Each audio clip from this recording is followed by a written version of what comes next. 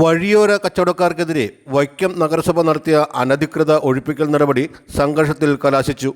വൈക്കത്ത് വഴിയോര കച്ചവടക്കാർക്കെതിരെ വൈക്കം നഗരസഭ നടത്തിയ അനധികൃത ഒഴിപ്പിക്കൽ നടപടിക്കായി വൈക്കം തോട്ടുപക്കം ഭാഗത്ത് മുനിസിപ്പാലിറ്റി ഉദ്യോഗസ്ഥരും പോലീസും ചേർന്ന് വൈകിട്ട് 4 മണിയോടെ ഒഴിപ്പിക്കാനെത്തിയപ്പോൾ CPI നേതാക്കളും കച്ചവടക്കാരും ചേർന്ന് തടഞ്ഞ സംഭവം സംഘർഷത്തിലായി.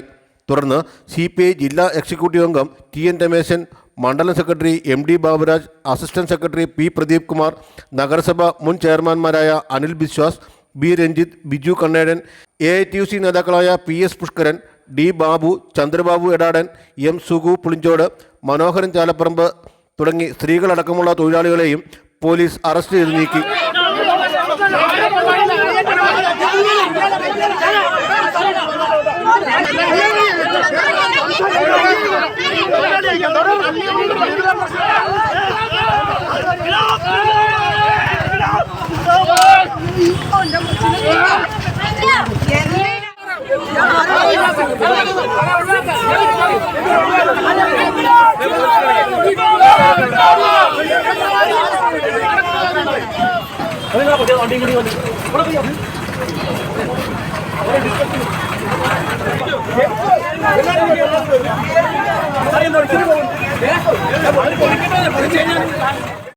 Assistant secretary P Pradeep, Baburaj, Manoharan എന്നിവർക്ക് പോലീസ് മർദ്ദനത്തിൽ പരിക്കേറ്റ് വൈക്കം താലൂക്ക് ആശുപത്രിയിൽ പ്രവേശിപ്പിച്ചു.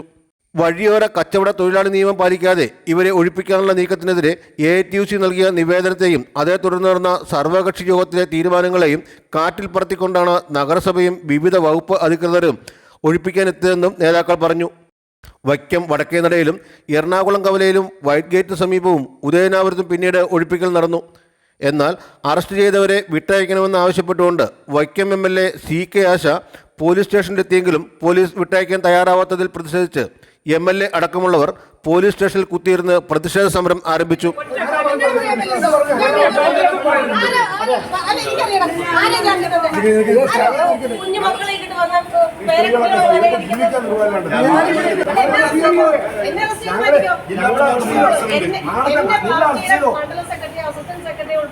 എന്റെ നേതാക്കന്മാരെ മുഴുവൻ അറസ്റ്റ് ചെയ്ത് നിങ്ങൾ ഇതിനകത്ത് കൊണ്ടുവന്നു. എന്നെ അറസ്റ്റ് ചെയ്തോ, അതിന് വേണ്ടി തന്നെ ഇവിടെ കുത്തിയിരിക്കുന്നത്.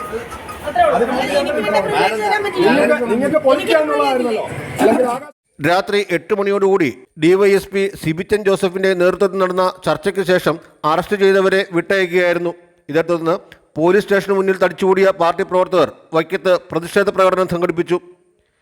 പോലീസ് നഗരസഭ അധികാരികളുടെ ജനാധിപത്യ വിരുദ്ധ നടപടിയിൽ പ്രതിഷേധിച്ച് വ്യാഴാഴ്ച രാവിലെ പോലീസ് സ്റ്റേഷൻ മാർച്ച് നടത്തുമെന്ന് നേതാക്കൾ അറിയിച്ചു. Vision news, Vaikom.